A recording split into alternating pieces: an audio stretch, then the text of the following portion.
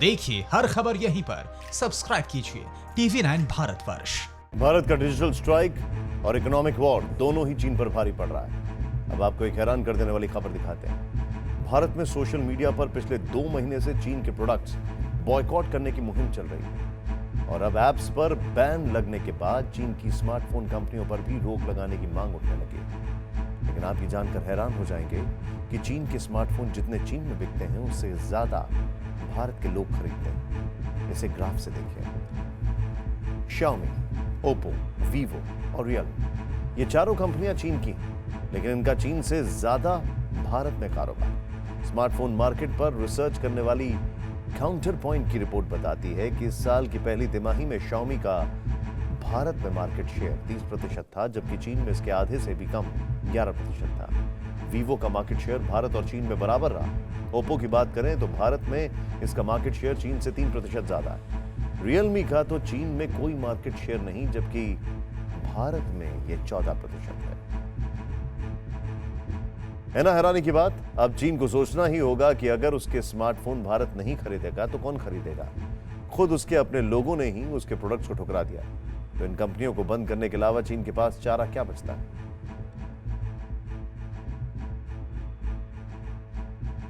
हमने पहले भी आपको बताया था कि चीन की असली चिंता भारत का कारोबार चौपट होना नहीं, उसकी चिंता है कि कहीं दुनिया भी भारत के ही दिखाए रास्ते पर ना चल पड़े। और अब वो ही होने लगा है। चीन को पूरी दुनिया ठुकराने लगी है। अमेरिका, फ्रांस, ब्रिटेन, जर्मनी और रूस जैसे सुपर पावर से लेकर जापान, ऑस्ट्रेलिया और कनाडा तक का या तो भारत के साथ खड़े हैं या चीन के खिलाफ हो चुके हैं। वास्तविक नियंत्रण रेखा से शुरू हुई लड़ाई संयुक्त राष्ट्र सुरक्षा परिषद तक पहुंची तो वहां भी अमेरिका और जर्मनी भारत के साथ खड़े नजर आए। यानी भारत के खिलाफ चीन का दांव उल्टा पड़ गया है। चीन अब पछताता रहा है और अपनी ग्लोबल फजीहत से बचने के लिए चीन अब बीच का रास्ता ढूंढ रहा है।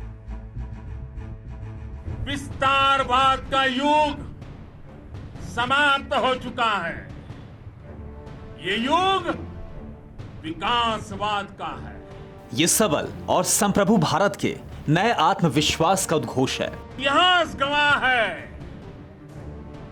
कि ऐसी ताकतें मिट गई हैं या मुड़ने के लिए मजबूर हो गई। ये सशक्त और आत्मनिर्भर भारत की चीन को अब तक की सबसे बड़ी चेतावनी है। लद्दाख में भारत के वीर सपूतों को संबोधित करते हुए पीएम मोदी ने ड्रैगन को उसकी सीमा भी बता दी और सीमा लांघने पर होने वाले अंजाम की भी याद दिला दी। प्रधानमंत्री के सुंकार में 1 अरब 30 करोड़ भारतीय की गर्जना भी सुनाई दे रही थी और दुनिया के सुपर पावर देशों की ध्वनि भी गूंज रही थी। जी हां, सरहद पर चीन के दुस्साहस के सामने पहाड़ बनकर खड़े भारत के जांबाजों ने पूरे विश्व को ड्रैगन के खिलाफ लामबंद कर दिया है। सीमा पर चीन के सामने लक्ष्मण रेखा खींचकर भारत ने पूरी दुनिया को उसकी ताकत का एहसास करा दिया है। जो मैसेज अभी जारी है भारत की तरफ से चीन को, वो ये है कि भारत का इरादा मजबूत है और हम पीछे हटेंगे नहीं। इस बार हटना चीन को ही पड़ेगा अगर वो शांति चाहता है तो, क्योंकि भारत तैयार है दोनों रास्ते के लिए। पहले गलवान घाटी में चीन को भारत का करारा तमाचा, फिर 59 चीनी कंपनियों पर भारत का प्रचंड प्रहार। नए भारत के प्रबल सामर्थ्य को देखकर विश्व की बड़ी शक्तियां भी चीन के विरोध में एकजुट हो गई हैं। पिछले 48 घंटे में वो हुआ जो पिछले 48 सालों में नहीं हुआ। फ्रांस से लेकर अमेरिका तक, जर्मनी से लेकर ब्रिटेन, रूस से लेकर जापान तक, एक के बाद एक दुनिया के बड़े बड़े देशों ने चीन के खिलाफ अपने तेवर कड़े कर लिए हैं। कोरोना वायरस फैलाकर विश्व का नंबर 1 देश बनने का सपना देखने वाला चीन बहुत बुरी तरह से घिर चुका है। एक प्रकार से पूरा वर्ल्ड भारत की तरफ देख रहा है कि ये एक देश है जो चीन से टक्कर ले सकता है। तो जो भारत का कद है वो दुनिया में बहुत बढ़ गया है। पिछले 48 घंटों में क्या क्या हुआ, बस आप गौर से सुनते जाइए। वास्तविक नियंत्रण रेखा पर चीन के साथ टकराव और चीनी कंपनियों के खिलाफ भारत के डिजिटल स्ट्राइक के बीच सबसे पहले पुराना दोस्त फ्रांस भारत के समर्थन में आ गया।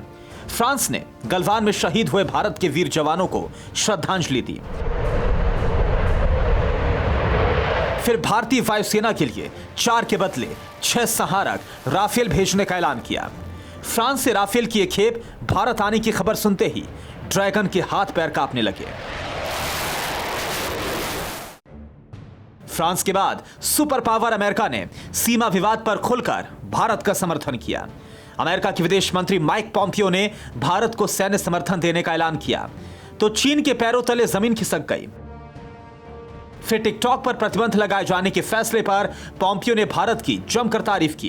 कहा, भारत ने अपनी सुरक्षा खुद सुनिश्चित कर ली है। अमेरिकी सरकार ने चीन की 2 कंपनियों हुआवेई और जेट को अपनी सुरक्षा के लिए खतरा बताया। इसके बाद संयुक्त राष्ट्र सुरक्षा परिषद में भारत के खिलाफ चीन की चाल को जर्मनी और अमेरिका ने च्युत कर दिया।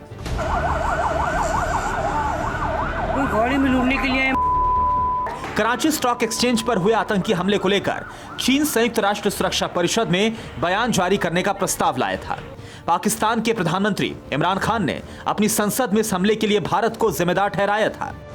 अमेरिका और जर्मनी ने यूएन में चीन के प्रस्ताव को रोक दिया।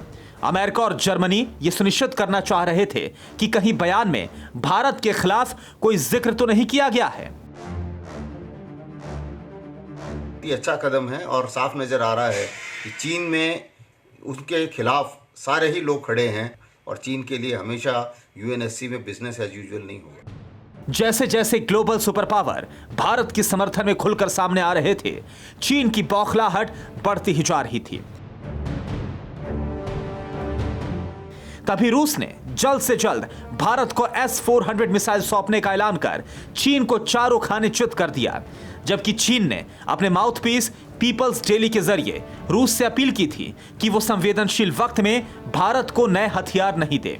बात यहीं खत्म नहीं हुई। चीनी मोबाइल ऐप को बैन करने के बाद पीएम मोदी और रूस के राष्ट्रपति पुतिन के बीच फोन पर बात हुई। बातचीत के बाद 18,148 करोड़ रुपए के बड़े रक्षा सौदे की जानकारी सामने आई।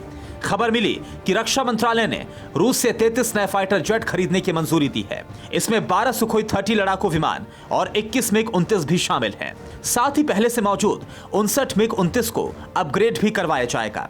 इसके अलावा रक्षा मंत्रालय ने रूस से 248 एक्स्ट्रा एयर मिसाइल खरीदने की भी इजाजत दे दी। ये मिसाइल भारतीय एयरफोर्स और नेवी दोनों के काम आएगी। इसके बाद बारी ब्रिटेन की थी। हांगकांग के खिलाफ चीन के राष्ट्रीय सुरक्षा कानून से नाराज ब्रिटेन के प्रधानमंत्री बोरिस जॉनसन ने इस बात की पुष्टि कर दी है।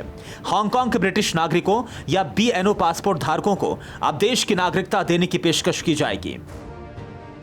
ब्रिटेन के इस फैसले के बाद चीन कुलबुला उठा है। चीन ने कहा वो ब्रिटेन को हांगकांग के लोगों को नागरिकता नहीं देने देगा।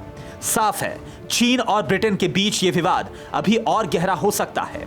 गौर करने वाली बात यह है कि अमेरिकी संसद ने भी इस मामले में चीन के खिलाफ कड़े प्रतिबंध लगाने का फैसला किया है।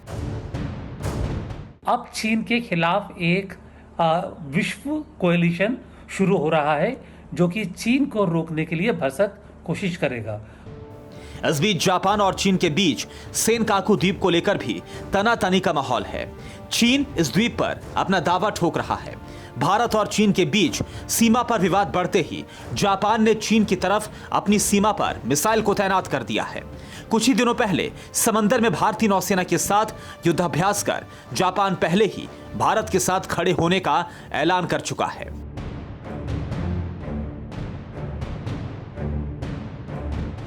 इसके अलावा दक्षिण चीन सागर में चीन की दादागिरी से ताइवान से लेकर इंडोनेशिया, मलेशिया, फिलीपींस और वियतनाम जैसे देश परेशान हैं।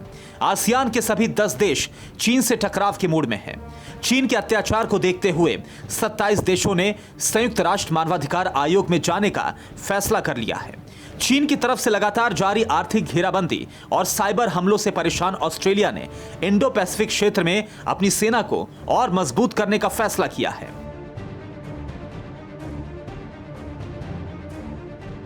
साफ है, चीन को भारत के खिलाफ ये लड़ाई बहुत महंगी पड़ने वाली है। चीन की चौतरफा घेराबंदी हो चुकी है। अब एक ही रास्ता बचता है, या तो चीन अपनी टेढ़ी चाल बदल ले या अंजाम भुगतने के लिए तैयार हो जाए, क्योंकि पिछले 48 घंटे में जो वैश्विक संकेत मिल रहे हैं वो चीन की बर्बादी की नई दास्तान को लिख सकते हैं। परवाह देश की, सोमवार से शुक्रवार रात 10 बजे TV9 भारतवर्ष पर।